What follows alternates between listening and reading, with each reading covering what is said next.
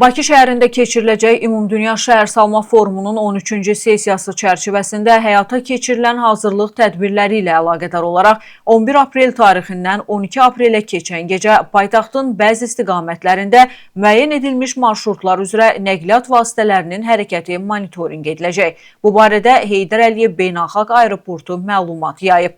Bildirilib ki, bu çərçivədə 12 aprel saat 01:30-dan 03:30-adək Heydər Əliyev Beynəlxalq Aeroportu istiqamətində nəqliyyatın hərəkətində müvəqqəti tənzimləmələr həyata keçiriləcək. Mövcud vəziyyəti nəzərə alaraq Heydər Əliyev Beynəlxalq Aeroportu sərnişinlərə səfərlərini əvvəlcədən planlaşdırmağı, mümkün nəqliyyat sıxlığını nəzərə almağı və Zığ şosesi istiqamətindən alternativ marşrut kimi istifadə imkanını dəyərləndirməyi tövsiyə edir.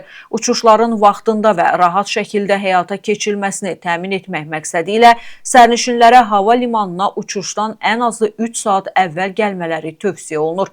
Qeyd edək ki, hava limanı ilə şəhər mərkəzi arasında hərəkət edən Aeroexpress avtobus marşrutu fəaliyyətini qrafik üzrə davam etdirəcək və sərnişinlər üçün etibarlı nəqliyyat alternativi olaraq qalır.